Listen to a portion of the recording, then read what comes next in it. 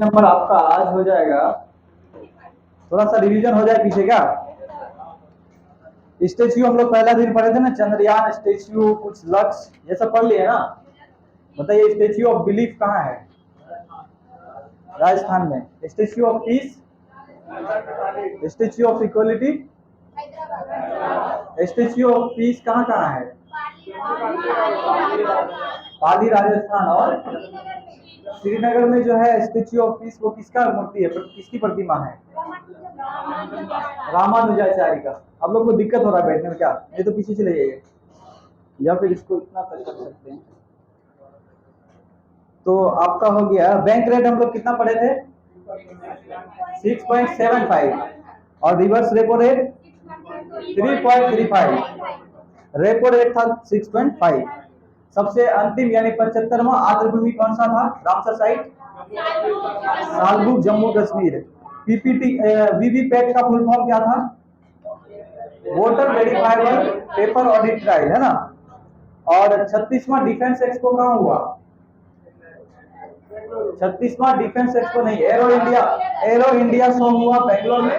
और defence expo का गांधीनगर, गुजरात में। गांधीनगर को ही गिफ्ट सिटी कहते हैं इंडिया का, है ना। गिफ्ट सिटी में पहला बैंक यूनिट कौन स्थापित किया है? गिफ्ट सिटी यानी गांधीनगर में पहला bank unit bank of Baroda, bank of India unit अपना स्थापना किया। कौन? Bank of India. Gift city में अभी वहां में एक विभाग है, गिफ्ट सिटी के अंदर होता है वित्तीय सेवा प्राधिकरण, यानी कि फाइनेंशियल सर्विस सेंटर अथॉरिटी। तो उस सेवा प्राधिकरण का, वित्तीय सेवा केंद्रीय प्राधिकरण का जो अभी अध्यक्ष है वो कौन बन गए हैं? के राजारमन। कौन बने? तो 36वां डिफेंस एक्सपो जब बताए थे आपको, सॉरी 12वां डिफेंस एक्सपो, ये कहाँ हुआ? गांधीनगर, गुजरात में। इसका ये थीम क्या था? Path to pride. बता देना, पाथ टू प्राइड। यही में डीसा नाम का एयरफोर्स बेस स्थापित किया गया, नया एयरफोर्स स्टेशन स्थापित किया। वो कहाँ है? डीसा एयरफोर्स स्टेशन नहीं, गुजरात में। गांधीनगर में वो डीसा नाम का स्थान है, इसलिए डीसा पर है, समझे। वो गुजरात में। पाथ टू प्राइड इसका क्या था? थीम था। बताइए आप लोग, संयुक्त राष्ट्र जैव विविधता सम्मेलन कहाँ आयोजित हुआ? COP15 जिसको बोलते हैं, मॉन्ट्रियल कनाडा में। विश्व हिंदी सम्मेलन कहाँ हुआ? फिजी में। अंतर्राष्ट्रीय धर्म सम्मेलन, और उसके बाद पहला वैश्विक बौद्ध शिखर सम्मेलन। अंतर्राष्ट्रीय धर्म सम्मेलन क्या बताया आप लोग? भोपाल, मध्य प्रदेश, ठीक है।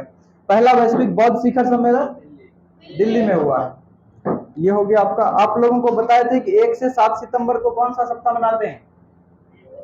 राष्ट्रीय पोषण सप्ताह। कौन सा? राष्ट्रीय पोषण सप्ताह। इससे पहले हम लोग पढ़े कि अंतर्राष्ट्रीय जैविक विविधता दिवस 22 मई, एग्रीमेंट टू एक्शन, इसका थीम ये था, थीम। और उसके बाद अंतर्राष्ट्रीय नर्स दिवस 12 मई को। उसके बाद बताइए विश्व स्वास्थ्य दिवस, प्रवासी भारतीय दिवस, विभाजन विभीषिका दिवस 14 अगस्त, समानता दिवस 14 अप्रैल। उसके बाद बताइए कि मैत्री दिवस कब मनाते हैं? बांग्लादेश से मित्रता के अवसर पर, ठीक है। राष्ट्रीय डॉल्फिन दिवस 5 अक्टूबर। कब? जलीय जीव कब घोषित किया गया इसे? 5 अक्टूबर 2009।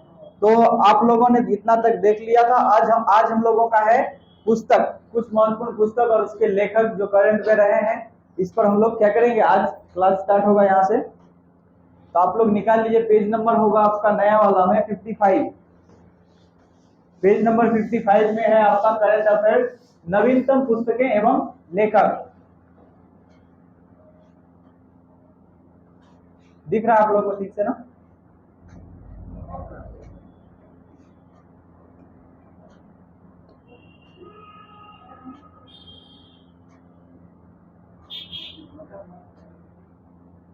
चलिए, पहला इसमें जो आपका पुस्तक है, इसमें आप यहाँ नोट करेंगे आजादी पर। हम लोग कोशिश करते हैं इसमें आपको इम्पोर्टेंट बताने का, है ना। लिस्ट में तो बहुत सारा है, इसमें से कुछ इम्पोर्टेंट हम लोग को हमेशा याद रखना है। अगर उसके अलावा आएगा तो आप गेस भी कर पाएंगे। कम से कम वो क्वेश्चन अगर ना भी पूछा जाए तो वो आपके ऑप्शन में जरूर नजर आएगा कहीं ना कहीं, ठीक है। सब चीज याद रखना पॉसिबल नहीं है। और कुछ चीज करंट अफेयर्स की जहां तक बात है, कहा जाता है ना कि केवल रटने से एग्जाम पास नहीं हो सकता है, लेकिन बगैर रटे भी एग्जाम पास नहीं हो सकता है। कुछ चीजों को आपको रखना पड़ सकता है, चाहे आप जीएस के कोई सब्जेक्ट को पढ़ रहे हैं, मैथमेटिक्स पढ़ रहे हैं, कुछ भी, आप कितना भी मैथ्स का नॉलेज रखते हैं, कितना भी कंसेप्ट आपका क्लियर है, अगर कुछ फॉर्मूलाज आपको याद नहीं है तो या तो आप टाइम की वजह से वहां मार खा जाएंगे या फॉर्मूला की वजह से आपका क्वेश्चन सॉल्व नहीं होगा। तो यहाँ क्या है कि एग्जाम क्वालिफाई करने के लिए आपको साम दाम दंड भेद सब चीज अपनाना होगा, है ना। कभी कभी जहां जरूरत पड़े वहां कुछ याद भी रखना पड़ेगा और जहां जरूरत पड़े वहां कंसेप्ट पर भी काम करना पड़ेगा। केवल कंसेप्ट से काम नहीं चलेगा और केवल रटने से भी एग्जाम पास नहीं होगा, कुछ चीजें याद रखनी होगी। और करंट अफेयर्स के लिए मैंने बताया था यहाँ आप लोगों को नया नया चीज ज्यादा नजर आता है, क्योंकि करंट अफेयर्स का कोई चीज ऐसा नहीं होता है जो 5 साल पहले भी आप पढ़े हुए हैं। लेकिन और सब जीएस के सब्जेक्ट में थोड़ा सा होता है कि ज्वालामुखी को हमेशा ज्वालामुखी ही कहेंगे, क्रेटर को हमेशा क्रेटर कहेंगे, लेकिन इसमें क्या होता है, चेंजिंग होता है ज्यादा। तो नया चीज को याद रखने के लिए बार बार बोलना पड़ेगा, बार बार देखना पड़ेगा, रिवाइज करते रहेंगे तो आपको गैस करने में मदद मिलेगा। चलिए पहला हम लोग प्रश्न, ये पुस्तक है आजादी नाम का पुस्तक है। आजादी क्या है, बुक का नाम है और इसे लिखे हैं कौन, एस.के. भट्टाचार्य। आजादी नाम का ये अरुंधति रॉय है, कौन है, अरुंधति रॉय लिखे हैं क्या, आजादी। उसके बाद नीचे आ जाए भारत के वित्त मंत्री। इसमें क्या है कि अभी तक के जितने भी वित्त मंत्री रहे हैं भारत के, उन सभी पर एक बुक आया है कि कौन वित्त मंत्री का क्या योगदान था, इन्होंने अपने देश के इकोनॉमी को बढ़ाने में क्या मदद किया या उनका क्या योगदान है, उसके उल्लेख को लिखे हैं कौन, एस.के. भट्टाचार्य। एस.के. भट्टाचार्य क्या लिखे हैं, भारत के वित्त मंत्री। भारत के वित्त मंत्री नाम का बुक कौन लिखे हैं, एस.के. भट्टाचार्य। आप लोग मेरे साथ बोलते रहेंगे, ठीक है। इसके बाद अजय टू योगी आदित्यनाथ, क्या है साउंड ज्यादा है, अजय टू आदित्यनाथ, यानी अजय एक नाम का व्यक्ति था जो आज योगी आदित्यनाथ हो गए हैं यूपी के सीएम। तो अजय से आदित्यनाथ तक का जो उनका यात्रा है उसको कौन लिखे हैं, शांतनु गुप्ता। कौन लिखे हैं, शांतनु गुप्ता। तो शांतनु गुप्ता क्या लिखे हैं, अजय टू योगी आदित्यनाथ। क्या, अजय टू, आप याद रखें अजय टू आदित्यनाथ, क्या है, अजय टू आदित्यनाथ। कौन लिखे हैं, शांतनु गुप्ता। बड़ा करें,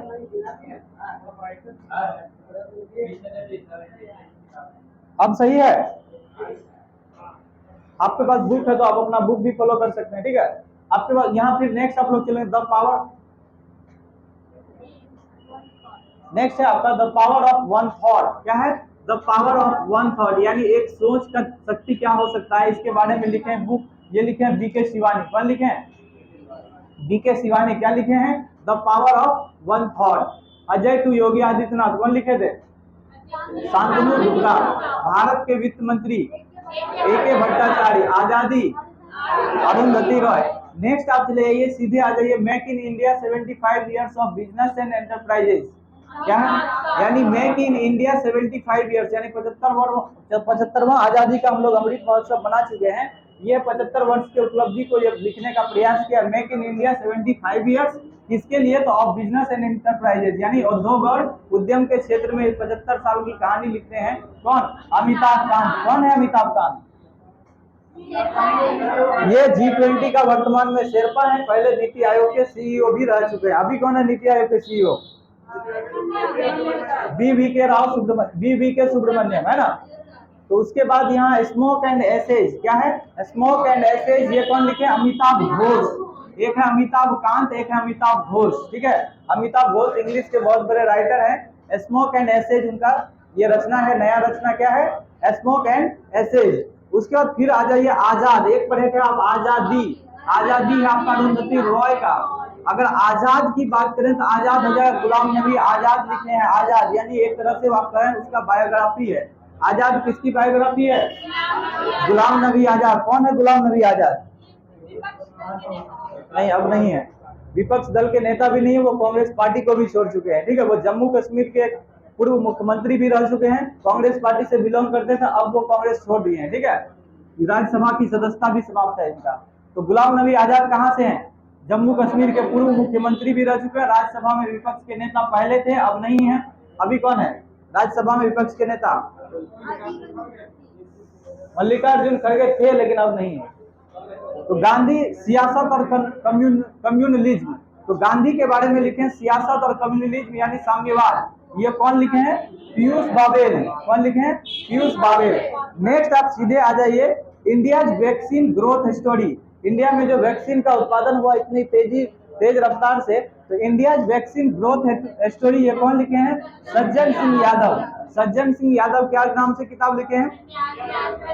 इंडिया वैक्सीन ग्रोथ स्टोरी। आप लोग का ध्यान किधर है? कुछ लोग बात कर रहे हैं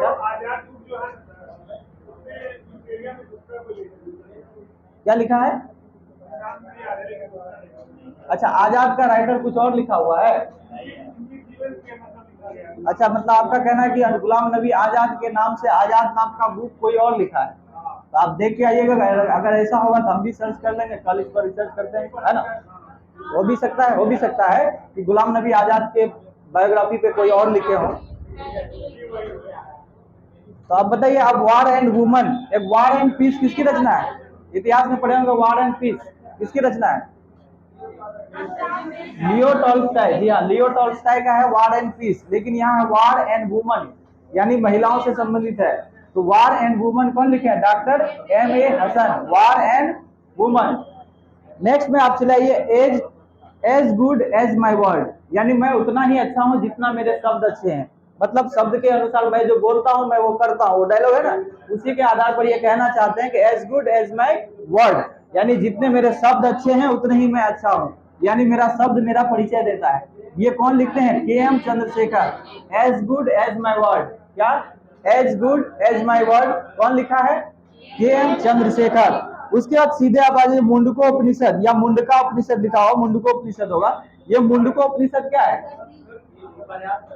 उपनिषद है, मुंडको उपनिषद तो उपनिषद है, लेकिन इस पर एक नया टीका लिखे हैं, इसका नाम दिया Mundaka Upanishad the bridge to, क्या है? इमोर्टिलिटी होगा, मोमोर्टिलिटी लिखा है, इमोर्टिलिटी होगा, आप इमोर्टी कर दीजिए, ई लिख दीजिए यहाँ, इमोर्टिलिटी होगा। इमोर्टिलिटी मीन्स क्या होता है? शाश्वत, यानी जो कभी समाप्त न होने वाला, यानी जो क्षणभंगुर नहीं है, वो जो शाश्वत है वो इमोर्टिलिटी होता है। Mundaka Upanishad the bridge to immortality, यानी शाश्वत की ओर जाने का एक रास्ता है। कौन? मुंडको उपनिषद। कौन लिखते हैं? डॉक्टर कर्ण सिंह। ये भी जम्मू कश्मीर के हैं। कहाँ के हैं? जम्मू कश्मीर के हैं डॉक्टर कर्ण सिंह। कहीं आपको करण सिंह भी मिलेगा तो वही हैं, डॉक्टर कर्ण सिंह। लिखे हैं क्या? द ब्रिज टू इमोर्टिलिटी, यानी the Mundaka Upanishad the bridge to immortality. कौन लिखे हैं? उसके बाद सीधे आप लोग आ जाइए, the poverty of political economics. The poverty of, यानी राजनीतिक जो अर्थव्यवस्था है, राजनीतिक अर्थव्यवस्था की गरीबी, राजनीतिक अर्थव्यवस्था की गरीबी पर कौन लिखे हैं? डॉक्टर पैगी मोहन। कौन लिखे हैं? मेघनाथ देसाई। कौन लिखे हैं? मेघनाथ देसाई। तो आपको याद करना, मेघनाथ देसाई की बुक का नाम क्या है? The poverty of political economics. और the poverty of un British rule in India, Dadabhai Naoroji. कब छपा था ये पुस्तक? 1902 में, यानी 1902 में ये प्रकाशित हुआ था। और इसमें जो है क्या लिखा गया? भारत की अर्थव्यवस्था का पहली बार उसमें क्या किया गया था? मतलब राष्ट्रीय आय का आकलन किया गया था। कितना बताया गया था वार्षिक आय? 20 रुपये। Modi shaping a global order in flux. Modi shaping a global order in flux, यानी एक तीव्रता के साथ मोदी क्या कर रहे हैं? विश्व को एक नया आकार दे रहे हैं, या फिर नए ऑर्डर पर व्यवस्थित कर रहे हैं, नए क्रम दे रहे हैं। कौन? मोदी। तो इस पर लिखे कौन है? ये लिखे आपके विदेश मंत्री S जयशंकर। विदेश मंत्री अभी भी कौन है? S जयशंकर। उसके बुक का नाम क्या है? उसके बुक का नाम क्या है? Modi shaping a global order in flux. समझे? उसके बाद नेक्स्ट आइए, fox in the road. Fox in the road, my days at RBI and beyond. तो RBI और उससे बाहर, बियॉन्ड मतलब होता है सर से ऊपर, जैसे बोलते हैं बियॉन्ड ऑफ माई माइंड, यानी मेरे सर के ऊपर से जा रहा है। तो बियॉन्ड का मतलब होता है ऊपर जाना या उससे बाहर का चीज, यानी दिमाग से बाहर होता है तो उसको अंग्रेजी में बोलते हैं बियॉन्ड ऑफ माइंड। यहाँ है RBI एंड बियॉन्ड, यानी RBI और उससे बाहर का जिंदगी है, उसके दिन है। किनका दिन है? ये फॉक्स इन रोड। ये कौन लिखे हैं? C रंगराजन। C रंगराजन अभी कहाँ है? C रंगराजन साहब पहले RBI के गवर्नर भी रह चुके हैं ना। तो C रंगराजन लिखते हैं कि मेरे जीवन के वो दिन जो RBI में मैंने बिताया और RBI के बाहर बिताया, मतलब अपने लाइफ के बारे में वो लिख रहे हैं कि फॉक्स इन द रोड, यानी वैसी कुछ मतलब चीजें जो, फॉक्स का मतलब क्या होता है? फॉक्स मतलब फॉग होता है ना, फॉक्स। रोड में जो फॉक्स होते हैं, वो जिसको हिंदी में हम लोग क्या बोलते हैं? उसको कुहासा टाइप का। तो वो जो कुहासा, मतलब मेरे जीवन के जो संकट आए, कुहासा जहाँ कुछ नजर नहीं आता था, फॉक्स होता है ना, वो फॉक्स होता है। ये क्या है? फॉक्स है। FORKS, फॉक्स, यहाँ आर साइलेंट है, फॉक्स है ये। अच्छा कुछ भी हो, आप जानिए उसके जीवन का RBI और उससे बाहर के जीवन के बारे में लिख रहे हैं। ये कौन लिख रहे हैं? सी रंगराजन। तो अब इसको रिवाइज कीजिए। तो आजाद, आजाद पुस्तक किसका है? आजादी है अरुंधति। आजाद हम पूछे, आजाद है Ghulam Nabi Azad. India vaccine to growth, उसके बाद बताइए मेक इन इंडिया 75 ईयर्स, और उसके बाद ये अरुंधति रॉय का बुक क्या था? Azadi. Ajay to Yogi Adityanath, Shantanu Gupta, the power of one thought, BK Shivani. उसके बाद थोड़ा इस पर आ जाइएगा आप लोग, यहाँ मिलेगा from dependence to self reliance. Dependence क्या होता है? निर्भरता, यानी निर्भरता से आत्मनिर्भरता, निर्भरता से आत्मनिर्भरता। ये किताब किसकी है? डॉक्टर विमल जलान का है। किसका है? डॉक्टर विमल जलान का। From dependence to self reliance, मेरे साथ बोलिए, from dependence to self reliance. From dependence to self reliance किसकी किताब है? डॉक्टर विमल जलान का। उसके बाद सीधे आ जाइए अम्बेडकर अलाइव, अम्बेडकर एक जीवन। अम्बेडकर एक जीवन कौन लिखे हैं? शशि थरूर। अम्बेडकर अलाइव, शशि थरूर। अम्बेडकर पर एक और मिलेगा आपको नेक्स्ट पेज, यही है अम्बेडकर एंड मोदी। अम्बेडकर एंड मोदी लिखे हैं इलैया राजा। तो आपको यहाँ ध्यान रखना है अम्बेडकर अलाइव, अम्बेडकर को एक जीवन के रूप में कौन देख रहे हैं? शशि थरूर। अम्बेडकर एंड मोदी कौन लिखे हैं? इलैया राजा। इलैया राजा पूछा गया है इधर ही कोई एग्जाम में। आपका एग्जाम कौन सा चला? CGL या कोई एग्जाम चल रहा है? इलैया राजा वाला बुक का नाम पूछ दिया गया है, आप देख लीजिएगा। ये अम्बेडकर एंड मोदी पूछा जा चुका है। किसकी पुस्तक है? इलैया राजा। उसके बाद आ जाइए विल पावर में। विल पावर आपका क्या है? Sjoerd Marin. विल पावर किसने लिखा है? सोजर्ड। विल पावर का हिंदी क्या होता है? इच्छा शक्ति। विल पावर मीन्स क्या होता है? इच्छा शक्ति। तो विल पावर किसकी किताब है? सोजर्ड मारिन का। ठीक है। उसके बाद नीचे आ जाइए आप, the McMahon line, a century of discord, disaccord. Accord means क्या होता है? ACCOURD। अकॉर्ड मीन्स क्या होता है? संधि। डिसअकॉर्ड यानी संधि को तोड़ना। डिस लगने का मतलब उसका क्या होता है? नेगेटिव सेंस आ जाता है। तो डिसअकॉर्ड, ए सेंचुरी ऑफ डिसअकॉर्ड यानी कितनी बार संधियों का उल्लंघन हुआ। LAC पर क्या होता है? हमेशा संधि का उल्लंघन होता है। उसी पर एक किताब लिखा गया है, द मैकमोहन लाइन। किसके किसके बीच? मैकमोहन लाइन किसके किसके बीच? भारत और चाइना।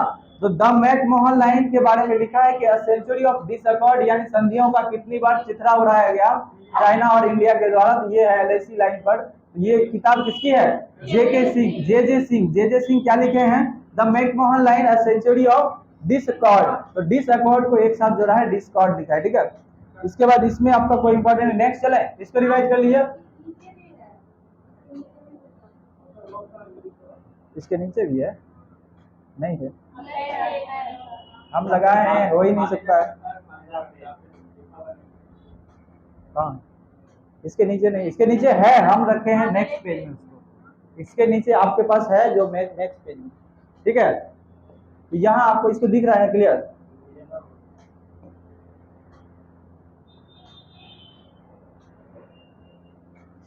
दिख रहा है? यहाँ आप आ जाइए, अजय टू योगी आदित्यनाथ। ये तो आप पढ़े हैं। आजाद भी पढ़ लिए, सेम वही है क्या? नहीं, नीचे लास्ट तक है ना। तो आप यहाँ में क्या पढ़ लिए? विल पावर तक पढ़ लिए है ना। तो विल पावर किसका है? Sjoerd Marin. सोजर्ड मारिन क्या लिखे हैं? Will power. आ जाइए अष्टांग योग। ये कौन सा लिखे हैं? कौन लिखे हैं? डॉक्टर सोनू फोगाट। सोनू फोगाट की किताब का नाम क्या है? अष्टांग योग। योग का 8 हिस्सा होता है, अष्टांग योग उसका नाम है। और ये है आपका भारतीय संविधान अनकही कहानी। भारतीय संविधान अनकही कहानी कौन लिखे हैं? राम बहादुर राय। राम बहादुर राय की किताब का नाम क्या है? भारतीय संविधान अनकही कहानी। उसके बाद आइए Modi @20 dreams meeting delivery, blue craft digital foundation लिखे हैं। कौन लिखे हैं? ब्लू क्राफ्ट डिजिटल फाउंडेशन के द्वारा प्रकाशित किया गया है। नाम क्या है? मोदी @20।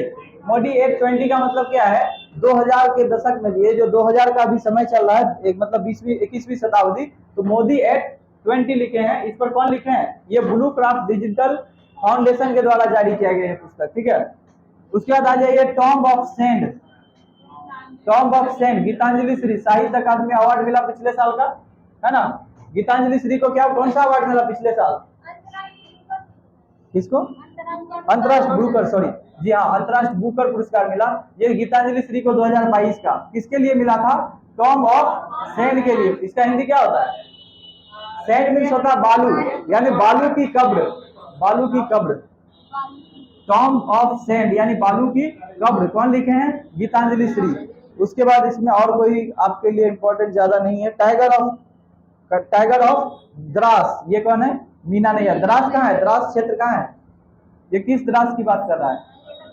लद्दाख में है द्रास।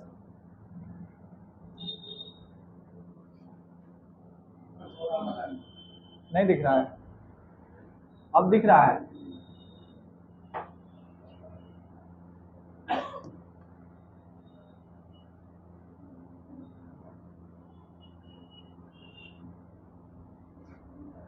कोई एक लाइट ऑफ हो सकता है, हमको नहीं दिखता है।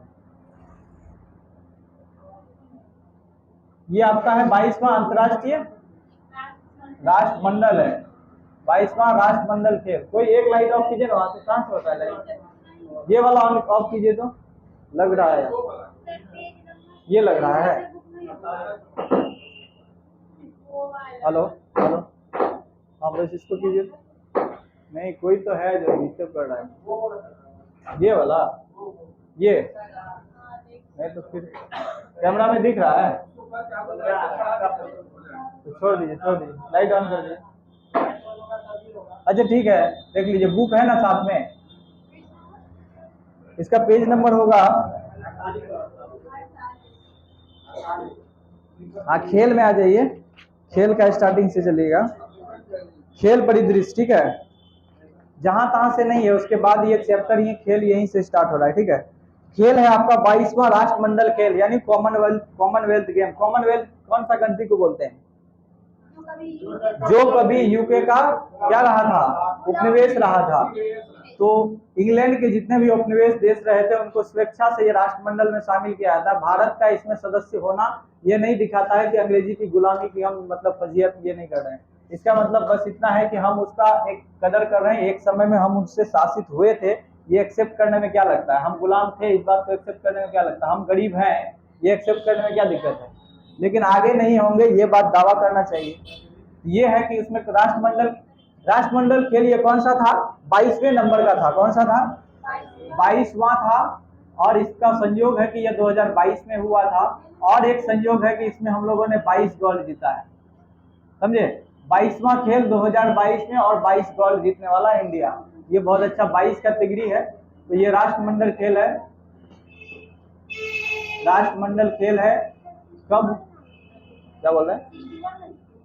61 टोटल पदक था, 22 गोल्ड की बात कर रहे हैं, समझे? तो टोटल कितना था? 61। इसमें हम लोगों को कौन सा स्थान मिला? चौथा। कौन सा? चौथा स्थान मिला था इंडिया को। टोटल पदक हम लोग कितना जीते थे? 61, जिसमें से 22 क्या था? गोल्ड था। उसके बाद कितना सिल्वर था?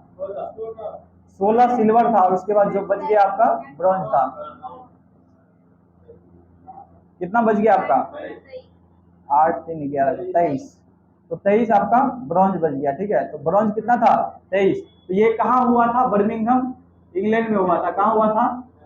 बर्मिंघम इंग्लैंड में हुआ था। दिख रहा होगा क्लियर? यहाँ भी दिख नहीं रहा होगा आप लोग को। इसका जो शुभंकर था, शुभंकर का नाम था पेरी द बुल। क्या था? Peri the bull. उसके बाद आ जाइए, इसमें 72 देशों ने भाग लिया था। कितना? 72 देश। बस इतना याद रखेंगे। आपको ज्यादा से ज्यादा पूछेगा तो कहाँ आयोजित हुआ था 22वां खेल? बर्मिंघम। उसके बाद पूछेगा भारत को कौन सा स्थान मिला है? चौथा स्थान मिला। कितना गोल्ड जीता? 22 गोल्ड जीता। टोटल पदक कितना जीता? 61। उसके बाद इंपॉर्टेंट आपका यहाँ है कि अचंत शरद कमल, इसको कौन सा पुरस्कार मिला पता? अभी भारत के किस खिलाड़ी ने सर्वाधिक पदक जीता था इसमें? तो अचंत शरद कमल ने कुल 4 पदक जीते थे। इसमें कितना? 4 पदक जीते हैं अचंत शरद कमल। अचंत शरद कमल को ही अभी कौन सा अवार्ड मिला है इंडिया के द्वारा? वो अवार्ड है आपका मेजर ध्यानचंद राष्ट्रीय अवार्ड जो मिला है, खेल रत्न पुरस्कार जिसको बोलते हैं। तो वो किसको मिला है? अचंत शरद कमल को। ये इसीलिए ये हस्ती बहुत इंपॉर्टेंट हो जाता है आपके लिए। इसका नाम जहां भी देखें आप याद कर लिए, इस बार एग्जाम के लिए बहुत इंपॉर्टेंट। उसके बाद उद्घाटन समारोह का जो भारत का ध्वजवाहक रहा वो पीवी सिंधु और मनप्रीत सिंह। कौन? पीवी सिंधु और मनप्रीत सिंह। उसके बाद सीधे आ जाइए कि समापन समारोह में ये अचंत शरद कमल यही है। समापन समारोह में इन्होंने 4 पदक जीता। इसी को कौन सा अवार्ड मिला है? Major Dhyanchand award, major Dhyanchand Khel Ratna award. Achanta शरद कमल और निखत जरीन, निखत जरीन कौन सा खेल खेलती है? बॉक्सिंग, ठीक है। तुर्की में एक बॉक्सिंग का चैंपियन, ये जो बॉक्सिंग चैंपियन यहाँ तुर्की का ये चैंपियन जीती थी। उसके बाद नीचे आप आ जाइए, यहाँ है ये, अब जो जब 22वां है तो यहाँ याद रखिएगा इसका, ये प्रत्येक 4 वर्ष में होता है। कब?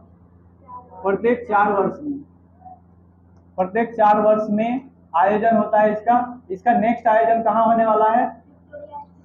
ये ऑस्ट्रेलिया में होने वाला है। आपको पता है कि 21वां, 22वां और 23वां, यानी पहले 21वां जो हुआ वो 2018 में हुआ, ये भी ऑस्ट्रेलिया में ही हुआ था। कहाँ हुआ था? ऑस्ट्रेलिया में। कहाँ? गोल्ड कोस्ट ऑस्ट्रेलिया में। लेकिन 22वां कहाँ हुआ? बर्मिंघम में हो गया। कहाँ हुआ? बर्मिंघम। कहाँ?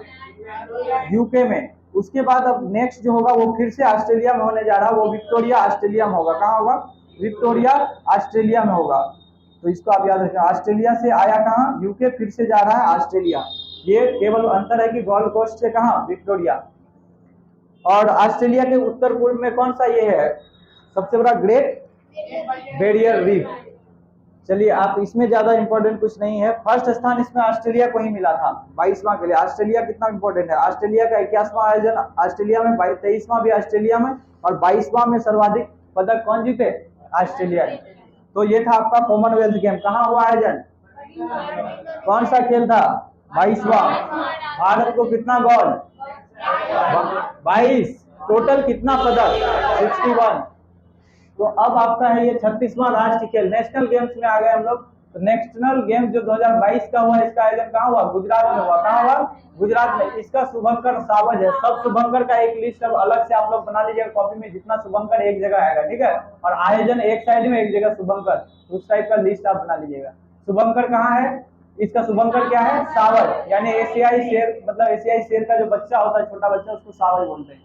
थीम है इसका खेलों से एकता का उत्सव। नेशनल गेम्स है इसीलिए थीम भी याद रखना इंपॉर्टेंट है। खेलों से क्या करना है? एकता का उत्सव। उसके बाद नीचे आप सीधे आ जाइएगा, इसमें जो पदक, राष्ट्रीय खेलों में पदक जीतने वाले सबसे कम उम्र का जो खिलाड़ी था वो सौरजीत खैर था। कौन था? सौरजीत खैर था। योगासन में स्वर्ण जीतने वाली पहली खिलाड़ी पूजा पटेल बन गई। कौन? किसमें? 36वां राष्ट्रीय गेम्स में, मतलब नेशनल गेम्स में योगासन के लिए कौन पदक जीता है? गोल्ड मेडल जीत गया। योग के क्षेत्र में गोल्ड मेडल जीतने वाली कौन है? पूजा पटेल। तो इसका आदर्श वाक्य है सेलिब्रेटिंग यूनिटी थ्रू यूथ, यानी युवा के माध्यम से क्या करना है? यूनिटी को दिखाना है। सेलिब्रेटिंग यूनिटी को, मतलब यूनिटी को उत्सव के रूप में मनाना है। किसके थ्रू से? युवा के थ्रू से। यही था इसका, इसमें ज्यादा इंपॉर्टेंट और कुछ नहीं है। ये कहाँ आयोजित हुआ? गुजरात में। शुभंकर क्या था? सावज। थीम क्या था? खेलों से एकता की ओर। आदर्श वाक्य सेलिब्रेटिंग यूनिटी थ्रू यूथ। और सौरजीत खेर सबसे कम उम्र के क्या है? खिलाड़ी हैं जो इसमें पदक जीत लिया है। और योगासन में स्वर्ण पदक कौन जीता? पूजा पटेल। ये है आपका सर्वश्रेष्ठ। इसमें जो पहला जो अंतर, ये पहला इसको स्थान मिला है सर्वश्रेष्ठ नाम की संस्था को मिला है ना। इन्होंने क्या 61 स्वर्ण पदक जीता है। नेक्स्ट हम लोग चले, नेक्स्ट आप चले जाइए। इसमें एक टॉपिक होगा 8वां ICC men's T20 world cup. Men's T20 world cup की जहां तक बात है, आईसीसी का जो मेंस T20 वर्ल्ड कप हुआ, इसका आयोजन अभी ऑस्ट्रेलिया में हुआ। कहाँ हुआ? ऑस्ट्रेलिया में हुआ। 2022 का, नवंबर 2022 का इंपॉर्टेंट है। तो विजेता इसमें कौन है? इंग्लैंड रहे। उप विजेता कौन रहा? पाकिस्तान। तो इंग्लैंड विजेता रहा, उप विजेता पाकिस्तान रहा। आयोजन कहाँ हुआ? ऑस्ट्रेलिया में हुआ। इतना ही इसमें आपको याद रखना है, ज्यादा याद नहीं रखना। नेक्स्ट आ जाइए, प्रथम महिला प्रीमियर लीग। पहली बार भारत में आयोजन हुआ है WPL, यानी IPL के तर्ज पर अब WPL यहाँ हो रहा है इंडिया में, ठीक है।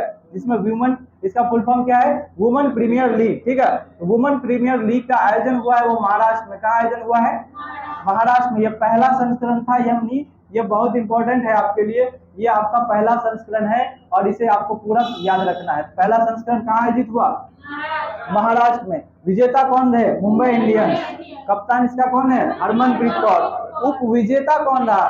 दिल्ली कैपिटल्स। विजेता कौन रहा? मुंबई इंडियंस। उप विजेता कौन रहा? दिल्ली कैपिटल्स। पर्पल कैप इसमें किसको मिला? हेली मैथ्यूज को। पर्पल कप उनको दिया जाता है जो विकेट सबसे ज्यादा झटकते हैं।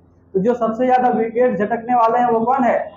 वाले नहीं, वाली है ना, हेली मैथ्यूज है। ऑरेंज कप कौन जीते हैं? ये मैग लेनिन। मैग लेनिन कौन है?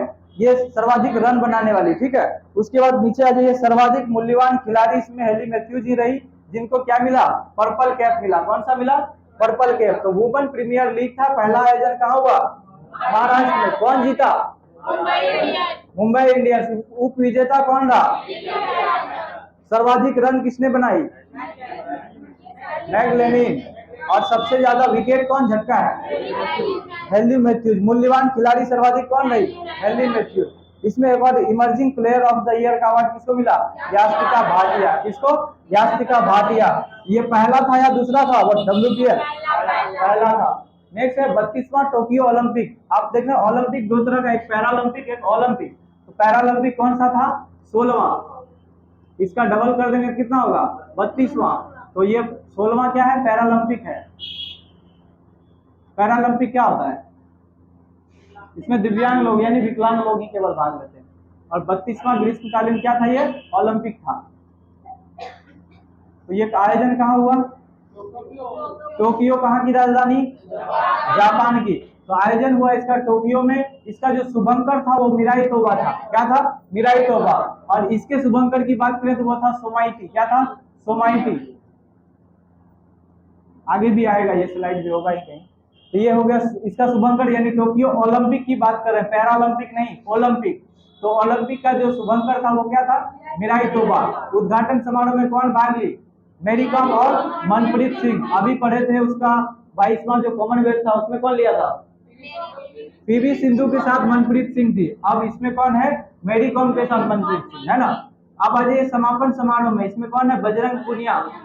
समापन समारोह में कौन भाग लिए, ध्वजवाहक कौन थे, बजरंग पुनिया। तब नेक्स्ट इसमें आपका और ज्यादा इंपॉर्टेंट क्या है, भारत के लिए पहला पदक इसमें कौन जीती थी, मीराबाई चानू। कितने केजी वर्ग में, 49 केजी, 59 नहीं 49, 49 केजी वर्ग में मीराबाई चानू पहला सिल्वर पदक। कौन सा पदक, सिल्वर जीती थी। इसमें कितना गोल्ड जीते हम लोग, केवल एक। कौन जीता, नीरज चोपड़ा। लिख लीजिएगा कहीं, इसमें नहीं लिखा है। नीरज चोपड़ा इसमें कौन सा जीता, गोल्ड पदक जीता। उसी के दिवस को यानी 7 अगस्त का दिन था जिसमें गोल्ड पदक, गोल्ड मेडल हम लोग पहली बार ओलंपिक में जीते। किस क्षेत्र में, एथलेटिक्स के क्षेत्र में, यानी भाला फेंक में। किसमें, भाला फेंक में। भाला फेंक कौन खेला, नीरज चोपड़ा। तो नीरज चोपड़ा के जन्म मतलब उस दिन के 7 अगस्त के याद में नीरज चोपड़ा के लिए हम लोग क्या मनाते हैं, क्या बोल रहे हैं, कितना दूर फेंका, देखिए ना 87.25 है क्या, 87.3 के आसपास ऐसे कुछ है, 87 है। हमको लग रहा है 82 है, आप लोग थोड़ा चेक कर लीजिए तो कोई भी गूगल में। लेकिन वो नहीं पूछेगा क्योंकि पुराना हो चुका हो। 87.58 होगा नहीं, क्या है वो बताइए। 7 अगस्त को भारत ये हम लोग कौन सा दिवस मनाते हैं, भाला फेंक दिवस। कौन सा, भाला फेंक दिवस। जो चीज थोड़ा पुराना होता जा रहा है उसका इंपॉर्टेंट चीज याद रखिए, क्योंकि आपका जो क्वेश्चन सेटर होगा ना वो एसपीडी या लूसेंट या फिर दूसरा कोई किताब पढ़ के नहीं जाता है क्वेश्चन सेट करने। क्वेश्चन जो सेट करने वाले हैं उनके टेबल पर आपके तरह हमारे तरह एसपीडी की किताब या एडिटोरिया की बुक नहीं जाती है। जो क्वेश्चन सेटर होता है उनके टेबल पे क्या आता है, द हिंदू आता है, इकोनॉमिक्स टाइम्स आता है, वो हिंदुस्तान पढ़ते हैं, दैनिक जागरण पढ़ते हैं। कहने का मतलब है उन विद्वान लोगों के लिए न्यूज़पेपर इंपॉर्टेंट होता है। और न्यूज़पेपर में जो चीज ज्यादा चर्चा में रहा, जो चीज उसके दिमाग में माइंड मेकअप है, उनको लगता है कि अगर मैं याद रख सकता हूँ एक अच्छे जागरूक नागरिक होने के नाते, तो एक स्टूडेंट को भी याद रखना चाहिए। तो इसीलिए इसमें हर बात को कितना कितना सेंटीमीटर इंच में याद रखने की जरूरत नहीं है, आपको उतना ही याद रखना है जितना याद रखा जा सकता है, ठीक है। तो 7 अगस्त को कौन सा दिवस मनाते हैं, भाला फेंक दिवस। तो इसमें पहला स्थान किसको मिला था, ये याद रखना है, नीरज चोपड़ा। पहला स्थान अमेरिका को मिला था। भारत का स्थान कितना था, 48वां।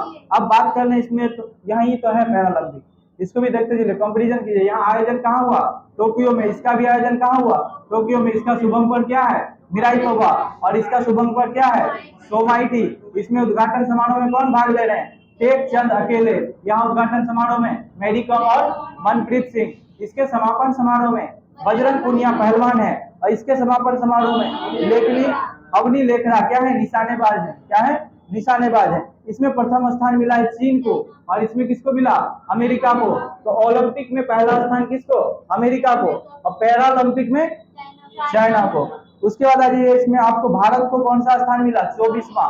जैसे यहाँ देखे ना कि 16वां आयोजन था पैरालंपिक का, तो 32वां आयोजन था ओलंपिक का, लेकिन इसमें हमें मिला 48वां स्थान। इसमें 48वां स्थान इंडिया को मिला, तो यहाँ 24वां स्थान होता है। तो 2 गुने का फेरा है, इसका 2 गुना कर दी यहाँ आ जाएगा, इसका 2 गुना कर दी यहाँ आ जाएगा, है ना। यानी 16वां पैरालंपिक आयोजन था, 32वां ओलंपिक था, और ये 24वां स्थान मिला ओलंपिक में, ये पैरालंपिक में। ओलंपिक क्या बोल रहे हैं, उल्टा हो गया ये अक्ल, वही तो हम देख रहे हैं। ओलंपिक है ये ओलंपिक है 32वां, इसमें स्थान कितना मिला 48वां, यानी ज्यादा बड़ा ये 32वां ज्यादा बड़ा अंक है, तो बड़ा वाला आपको मिलेगा। यहाँ 16वां आयोजन है, तो यहाँ 24वां स्थान मिला। तो इस तरह से याद रखेंगे, दोनों एक दूसरे का डबल है। इसमें आयोजन में ये आयोजन कहाँ हुआ, टोक्यो पैरालंपिक और टोक्यो ओलंपिक का, दोनों का कहाँ हुआ, टोक्यो में ही हुआ ओलंपिक का, ठीक है। ओलंपिक खेल कितने वर्ष में होते हैं, अगला ओलंपिक कहाँ होगा, फ्रांस के पेरिस में।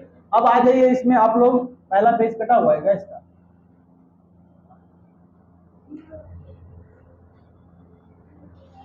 पेज नंबर कितना 50 है, यहाँ तो 50 लिखा हुआ है, 50।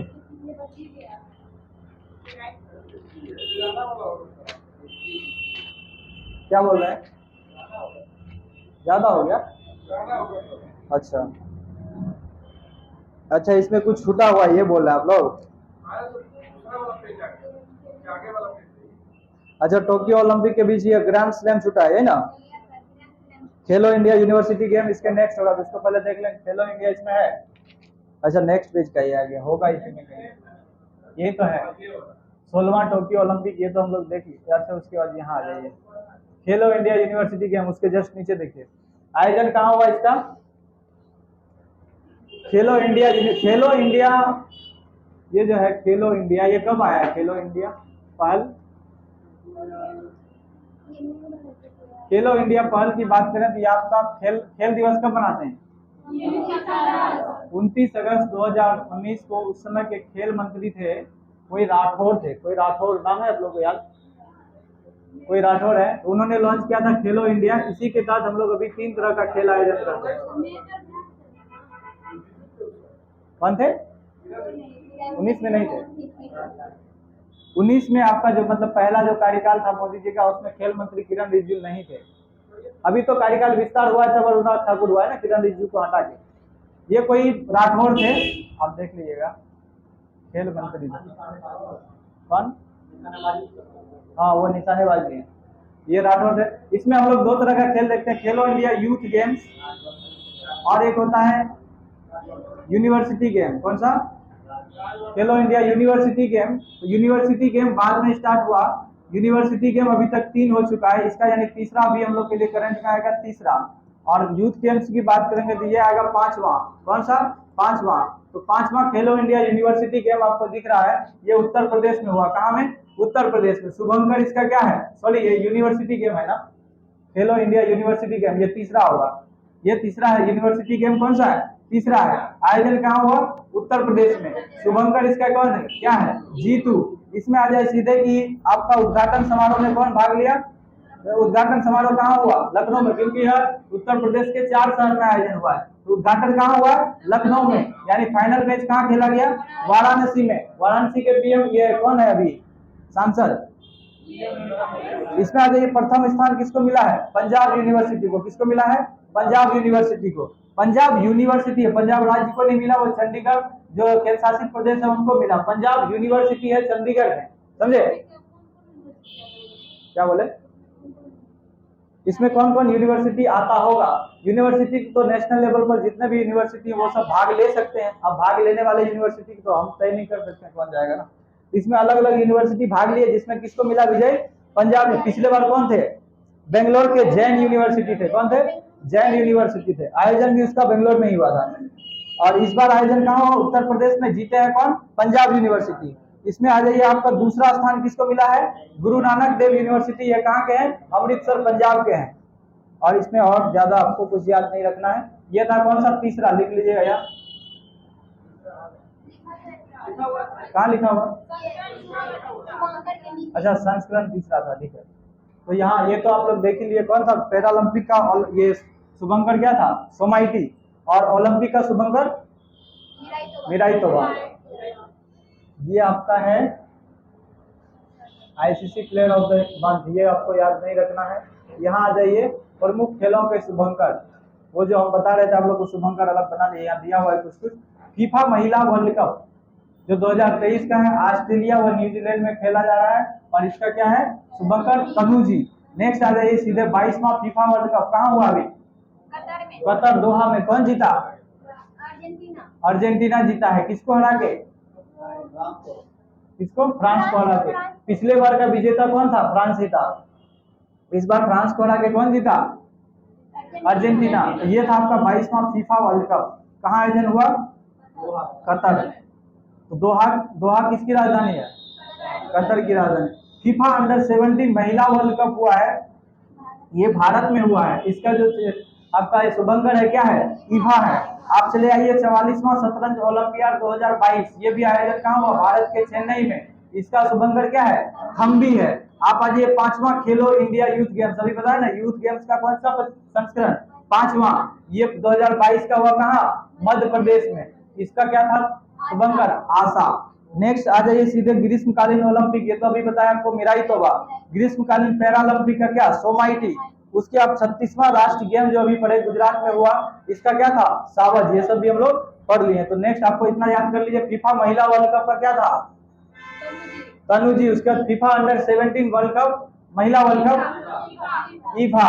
उसके बाद 22वां फीफा वर्ल्ड कप का लाइव, क्या था, लाइव था। उसके बाद आज 5वां खेलो इंडिया यूथ गेम्स का आशा, कौन सा, आशा। प्रमुख खेलों के शुभंकर सेम है। तो इधर आपका कुछ होगा याद करने के लिए, ये भी नहीं है आपके लिए। यहाँ स्टेडियम कुछ है, क्या बोले, टाइम हो गया 11:30, 10:30 से 11:30 है आपका क्लास। थोड़ा लेट से आए तो 5 मिनट और बैठ जाइए, क्लास है कहीं, क्या क्लास है, स्टेडियम जाना, स्टेडियम करा दीजिए। अच्छा, स्टेडियम को लगा जाना है खेलने के लिए। तो आप आज इसमें कुछ स्टेडियम हम लोग याद कर लेंगे जो इंडिया में है। बरकतुल्ला खान स्टेडियम कहाँ है, ये जोधपुर राजस्थान में बरकतुल्ला स्टेडियम। उसके बाद मोइनुल हक स्टेडियम आपके पड़ोस में है। उसका Eden garden Kolkata, Narendra Modi stadium, इसका नाम पहले क्या था, सरदार पटेल स्टेडियम, उसी को हम लोग मोटेरा स्टेडियम भी बोलते हैं, ठीक है। इसका नाम बदल के क्या कर दिया गया है, नरेंद्र मोदी स्टेडियम। कहाँ है, अहमदाबाद गुजरात में। नेक्स्ट आ जाइए कि होलकर स्टेडियम, होलकर क्या था, पेशवा था ना, होलकर पेशवा का 5 समूह था ना। इंदौर का कौन थे, होलकर, और पुणे का पेशवा, और कौन थे, गुजरात के गायकवाड़, और कौन कौन थे इसमें, हाँ क्या बोले, बराड़ में कहाँ पेशवा आएगा, बराड़ तो आपका तेलंगाना के नीचे चले गया। बड़ौदा का, वो तो गायकवाड़, वो गुजरात का बोले नहीं, काठियावाड़ नहीं था इसमें। तो नेक्स्ट इसमें चले, यहाँ तो हो गया। नेक्स्ट चलिए, आपका और भी स्टेडियम था 3-4, उसमें बुक से याद कर लीजिए तो कर दिया इसमें। बुक में देखिए, लाल बहादुर शास्त्री स्टेडियम हैदराबाद तेलंगाना, उसमें भी टिक मारिए, लाल बहादुर शास्त्री। वानखेड़े तो सब जानते होंगे मुंबई में। उसके बाद मोइनुल हक स्टेडियम पटना में, Eden garden Kolkata, Narendra Modi stadium Ahmedabad. उसके बाद सीधा ये बारावती स्टेडियम कटक ओडिशा में, कौन सा, बारावती स्टेडियम। बिरसा मुंडा स्टेडियम कहाँ बन रहा है, बिरसा मुंडा स्टेडियम, बिरसा मुंडा झारखंड से थे, लेकिन बिरसा मुंडा स्टेडियम ओडिशा में बन रहा है। ओडिशा के राउरकेला में बिरसा मुंडा स्टेडियम, हॉकी का सबसे बड़ा स्टेडियम दुनिया का। हॉकी वर्ल्ड कप 2023 कहाँ होगा, उसी स्टेडियम में होगा, बिरसा मुंडा स्टेडियम में, ठीक है। तो आप लोग यहीं तक करेंगे, आज यहीं तक रखा जाए। तो चलिए, कुछ बोल रहे हैं, हाँ कल से टाइम पर स्टार्ट हो जाएगा, आज थोड़ा सा लेट हो गया था, ठीक है, कल से टाइम पर स्टार्ट होगा। तो फिर मिलते हैं आप लोग से कल, यानी नेक्स्ट क्लास में 10:30 बजे। तब तक के लिए धन्यवाद, ठीक है।